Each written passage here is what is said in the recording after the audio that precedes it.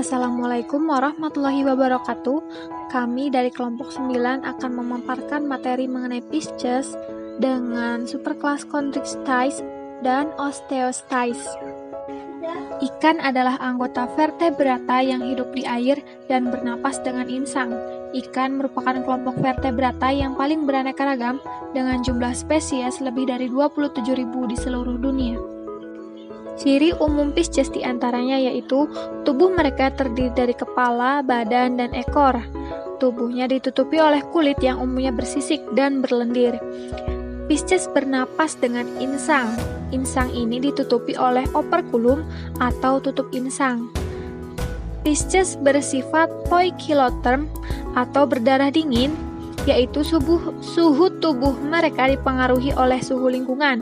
Sistem peredaran darahnya tertutup tunggal, artinya satu kali peredaran darah hanya satu kali melalui jantung. Jantung terdiri atas dua ruang, yaitu satu ventrikel dan satu atrium. Sistem pencernaannya lengkap dengan dimulai dari mulut, kerongkongan, lambung, usus, dan anus. Alat ekskresinya berupa ginjal dan tipe pronefron dari mesonefron. Alat kelaminnya terpisah atau hermafrodit. Mereka mengalami fertilisasi yang terjadi secara eksternal atau di luar tubuh. Biasanya Pisces bersifat ovipar, ovovivipar, dan vivipar. Struktur tubuh Pisces umumnya terdiri dari kulit, mulut, cekung hidung, rongga mulut, mata, namun tidak memiliki kelopak, insang, jantung yang terdiri dari dua ruang, ekor, sirip, dan tulang. Chondrichthyes atau kelas Chondrichtian merupakan salah satu dari dua kelompok besar Pisces yang dikenal memiliki kerangka fleksibel yang terbuat dari tulang rawan. Hampir seluruh kerangka tubuh pada kelas ini berupa tulang rawan, hanya gigi dan tulang belakangnya saja yang mengalami pengapuran, namun bukan tulang sejati. Ikan bertulang rawan dianggap telah berevolusi dari Acanthodians. Beberapa karakteristik yang sebelumnya dianggap eksklusif untuk Acanthodians juga terdapat pada ikan bertulang rawan basal. Secara khusus, studi filogenik baru menemukan ikan bertulang rawan bersarang dengan baik di antara Acanthodians dengan Doliodus dan Tamiobates, menjadi kerabat terdekat Chondrichthyes.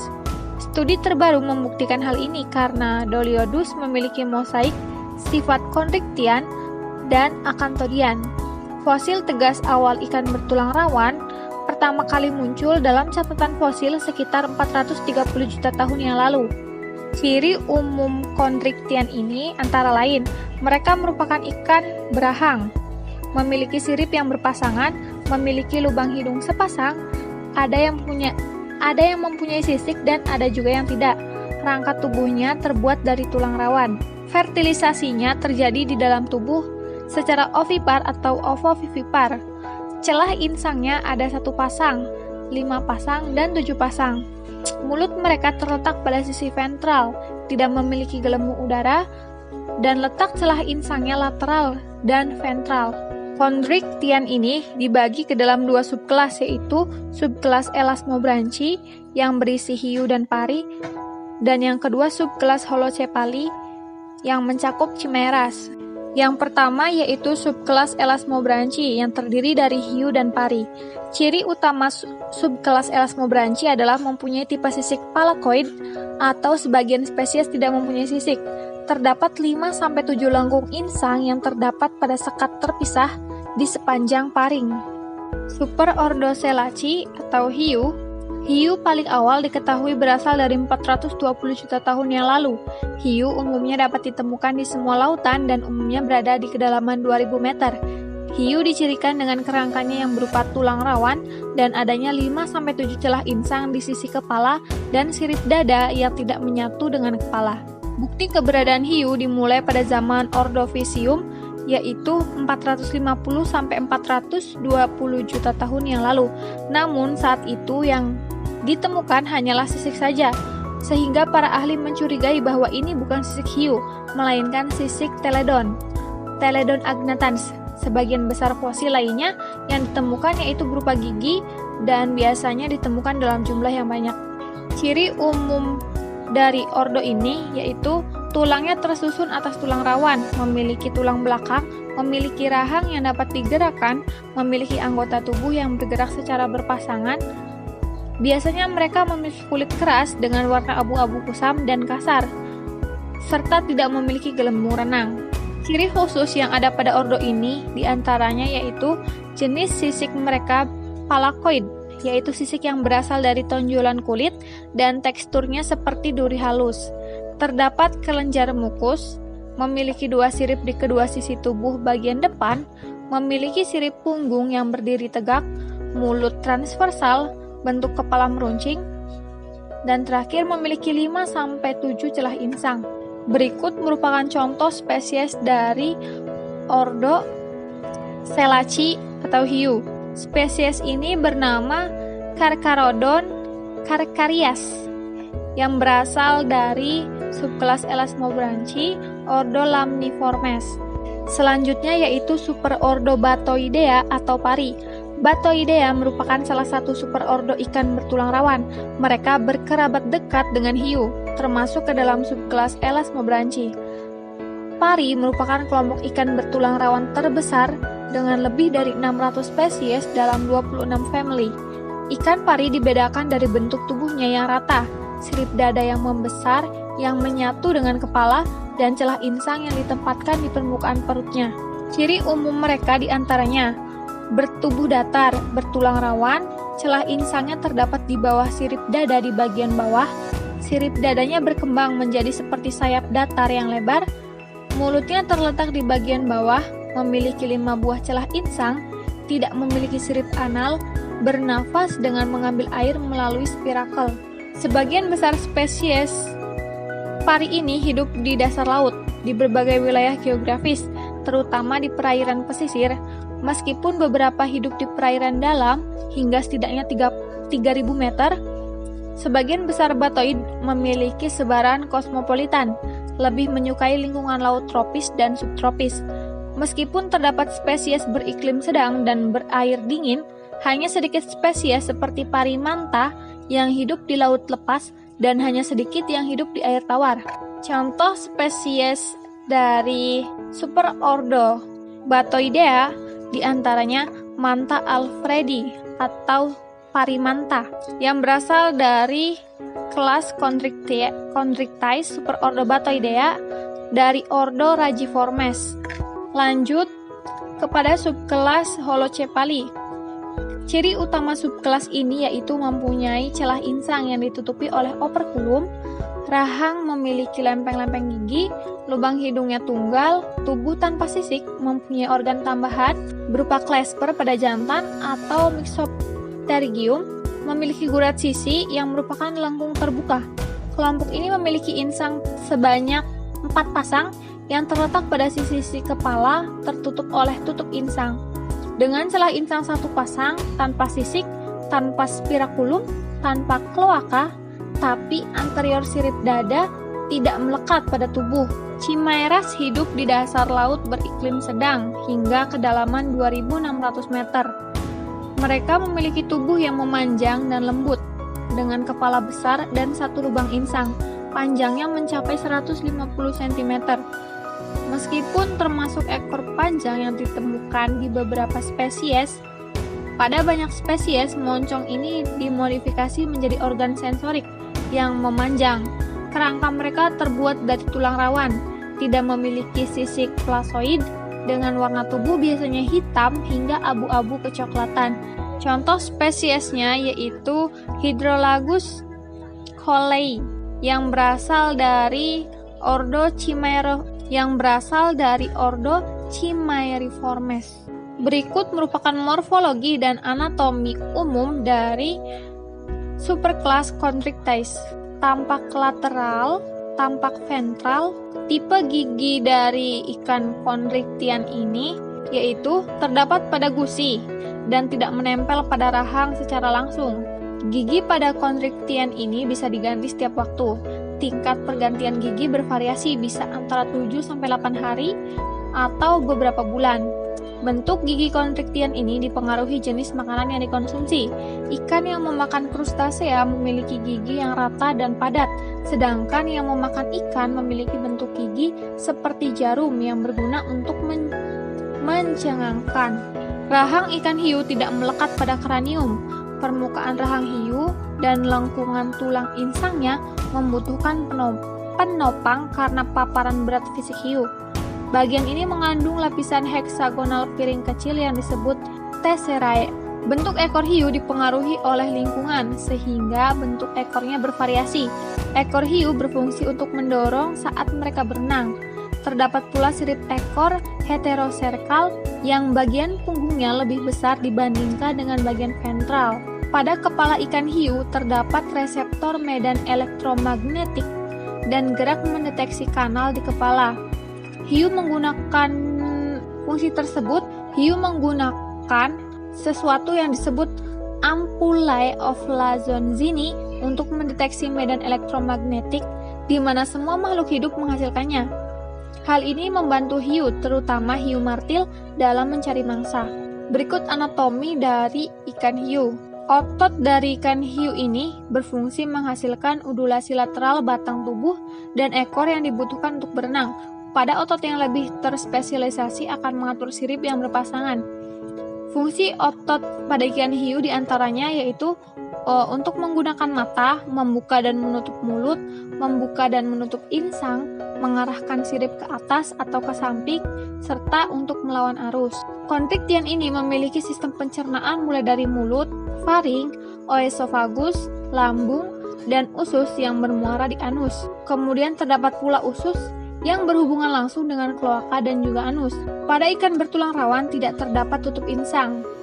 Rongga mulutnya menjadi tempat keluar masuk udara. Ikan pari melakukan respirasi dengan menghalau air ke dalam mulut dan menekan keluar melalui celah insang dan spirakel. Jantungnya terdapat di bawah sekitar insang yang terdapat dalam sebuah kantung perikardium yang terdiri atas sinus venosus, kemudian atrium, aorta ventral, dan conus anterius. Dari sini darah melalui aorta ventral dan terdistribusi ke kapiler insang, kemudian dikumpulkan di aorta dorsal. Sistem indranya terdiri dari cekungan hidung, mata, organ auditorium, dan gurat sisi. Osteositis atau ikan bertulang sejati. Osteositis berasal dari dua kata, yaitu osteon dan eisitis. Osteon berarti tulang sejati dan eisitis berarti ikan. Osteositis disebut juga sebagai ikan bertulang sejati.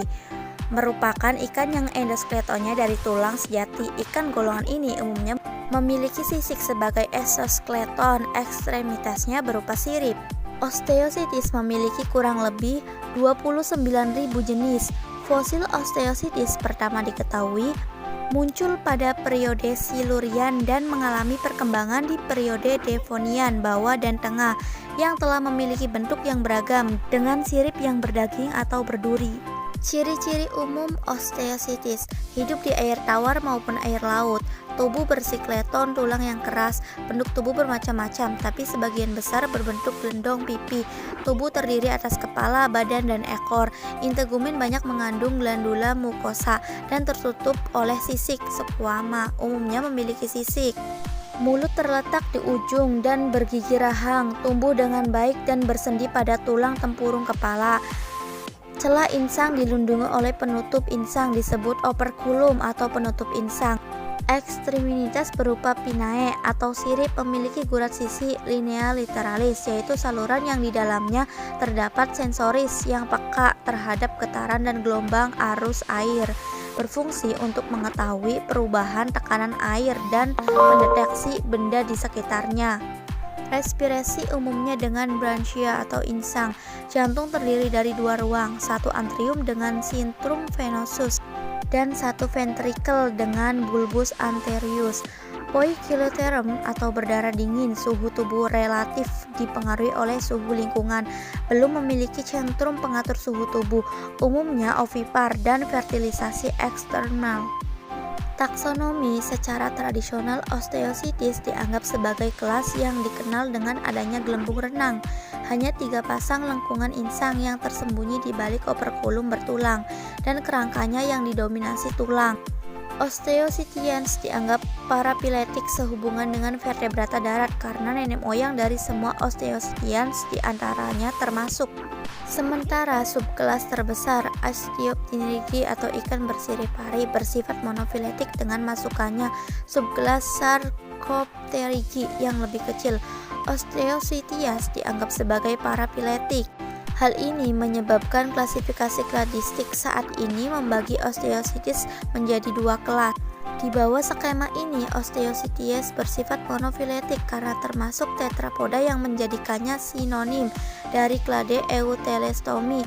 Sebagian besar ikan bertulang termasuk dalam ikan bersirip pari atau bisa disebut juga dengan Actinopterygi. Contohnya seperti pada gambar di samping. Osteocytes dibagi ke dalam 2 kelas. Yang pertama subkelas Actinopterygi dan yang kedua subkelas Sarcopterygi. Contohnya seperti pada masing-masing kelas di bawah ini. Subkelas Actinopterygi atau ikan bersirip duri. Ikan bersirip duri disebut demikian karena mereka memiliki Lepidosterygia atau pari sirip. Siripnya berupa jaringan kulit yang ditopang oleh duri bertulang atau bertanduk. Pari berlawanan dengan sirip berdaging dan berlubang yang menjadi ciri khas Sarcopterygi. Actinopterygians adalah kelas vertebrata yang dominan, terdiri dari hampir 99%, kurang lebih dari 30.000 spesies ikan menurut Davis Brian 2010. Mereka ada di mana-mana di seluruh lingkungan air tawar dan laut, dalam hingga air gunung yang tertinggi. Adapun ciri-ciri umum dari kelas Actinopterygi yaitu terdapat sejak periode Permian sampai sekarang. Sebagian besar ikan ini hidup di laut, danau, dan sungai, mengalami modifikasi tubuh sesuai dengan habitat yang dihuninya. Sirip-sirip berpasangan, tidak memiliki pangkal yang menonjol dan tubuh sehingga lembaran sirip yang ada di luar tubuh hanya disongkong oleh jari-jari sirip. Jari-jari pinnae dorsalis dan pinnae analis berjumlah banyak. Umumnya pinnae caudalis bertipe homocercal. Sisiknya umumnya sikloid, stenoid, dan beberapa bersisik ganoid. Dan fovea nasalis tidak berhubungan dengan rongga mulut. Contoh spesiesnya seperti gambar di bawah ini yang berasal dari kingdom Animalia, phylum Chordata, subkelas Osteocytes, kelas Actinopterygi, ordo Salmoniformes, famili Salmonidae, genus Salmo, dan spesies Salmosalar. Yang kedua yaitu dari subkelas Sarcopterygi atau sirip berdaging. Sarcopterygi berasal dari kata sarkos yang berarti berdaging dan kata T-rex yang berarti sayap atau sirip. Ikan ini disebut ikan yang memiliki sirip berdaging. Salah satu ciri terpenting ikan bersirip lobus adalah lobus pada siripnya, tidak seperti ikan lainnya. Ikan Sarcopterygian memiliki embel-embel centel di siripnya yang mengandung banyak tulang dan otot. Siripnya sangat fleksibel dan berpotensi berguna untuk menopang tubuh di darat seperti pada lungsphinx dan tetrapoda. Selain itu, Sarcopterygi dikenal memiliki enamel pada giginya, seperti contoh pada gambar di samping. Adapun ciri-ciri umum dari kelas Sarcopterygi yaitu terdapat sejak periode Devonian sampai sekarang. Sirip-sirip yang berpasangan memiliki bagian pangkal yang berdaging. Bagian itu di dalamnya disokong oleh tulang-tulang kerangka dalam tubuh yang kokoh. Fovea nasalis ada yang bermuara dalam mulut pada ikan paru-paru atau lungfish dan ada yang tidak pada ikan lobevin Latimoria. Sisik umumnya cycloid dan memiliki basis tulang yang kuat dan bentuk ekornya umumnya dipicercal. Adapun contoh spesies dari kelas Sarcopterygi seperti pada gambar di bawah ini yang berasal dari kingdom Animalia, phylum Chordata, clade Euteleostomi, superkelas Osteocytes, subkelas Sarcopterygi, ordo Dipnoid, subordo Ceratodontidae, famili Neoceratodontidae, genus Neoceratodus, dan spesies Neosporostery. Selanjutnya yaitu ada morfologi dan anatomi osteositis. Berikut ini adalah merupakan bentuk-bentuk sisik dari ikan osteositis. Berikut ini adalah tipe sirip ekor ikan osteositis, yaitu ada yang heterokerkal, dipikerkal, homokerkal, dan protokerkal. Adapun susunan tulang dari ikan osteositis yaitu seperti gambar yang sudah tertera beserta susunannya. Berikut ini adalah gambar anatomi organ ikan, contoh dari ikan osteositis. Sistem pencernaan ikan osteositis dimulai dari mulut, di mana makanan akan masuk pertama kali melalui mulut. Kemudian dari mulut makanan akan melewati pharynx, kemudian menuju ke esofagus, di mana esofagus adalah saluran yang menghubungkan antara mulut dan lambung. Selanjutnya menuju ke lambung, di mana lambung merupakan organ yang berperan dalam pengolahan makanan dan penghancuran makanan. Dari lambung, makanan dibawa ke dalam usus atau intestin yang merupakan lanjutan dari lambung, berfungsi sebagai tempat penyerapan makanan. Selanjutnya menuju ke anus sebagai saluran akhir dalam sistem pencernaan yang mengeluarkan hasil sisa dari metabolisme. Selanjutnya yaitu sistem respirasi pada ikan osteositis.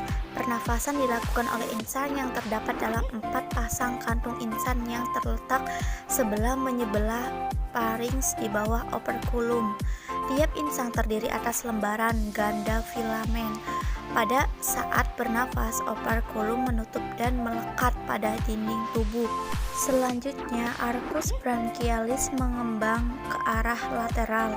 Air kemudian masuk melalui mulut, kemudian klep mulut menutup, sedangkan arcus branchialis mengalami kontraksi. Dengan demikian, operculum akan membuka. Selanjutnya, air mengalir keluar melalui filamen. Saat itulah darah mengambil oksigen dan melepaskan karbon dioksida. Sistem sirkulasi pada ikan osteositis. Jantung atau core terletak di bawah pharynx dalam rongga pericardium. Dari rongga coelom sebelah anterior yang terdiri atas 2 bagian, yaitu ventriculum dan auriculum. Darah dibawa kembali menuju ke jantung melalui pembuluh vena. Pembuluh vena merupakan pembuluh balik yang membawa darah dari seluruh tubuh ke jantung. Berikutnya merupakan sistem reproduksi pada ikan osteositis. Kelas osteositis ini umumnya terjadi di luar tubuh, di mana pada jantan terdapat sepasang testis yang membesar pada masa perkawinan melalui fase diferensia. Sperma akan dikeluarkan lewat papilla urgenitalis. Pada betina, sel telur akan keluar dari ovari melalui ovidus yang selanjutnya akan keluar juga melalui papillae urgenitalis, dan terjadilah proses fertilisasi di luar tubuh. Adapun manfaat viscus yaitu sebagai berikut. Yang pertama, dikonsumsi karena daging ikan merupakan sumber protein tinggi dan mengandung asam lemak yang tak jenuh. Yang kedua, kulit ikan tertentu dapat disamak untuk dibuat tas, dompet, sepatu, dan juga jaket. Yang ketiga, beberapa ikan osteositis dapat dipelihara sebagai ikan hias di akuarium. Yang kelima, peranan hiu merupakan predator tertinggi dalam rantai makanan di laut yang memegang peranan penting sebagai penjaga keseimbangan ekosistem laut. Hiu berperan dalam membersihkan laut dengan cara memakan hewan laut yang dalam kondisi lemah atau sakit. Dan yang kelima, peranan ikan pari sebagai bahan konsumsi karena kandungan fosfor pada ikan pari dapat memperkuat metabolisme tubuh, menjaga keseimbangan hormon tubuh, membantu penyerapan vitamin, serta membantu produksi protein, membantu mencegah stroke, mengandung vitamin A dan vitamin D yang bagus untuk mata. Fluoridi pada ikan pari juga berperan untuk membentuk tulang dan gigi. Mungkin cukup sekian dari kelompok kami, kurang dan kurangnya kami mohon maaf. Wassalamualaikum warahmatullahi wabarakatuh.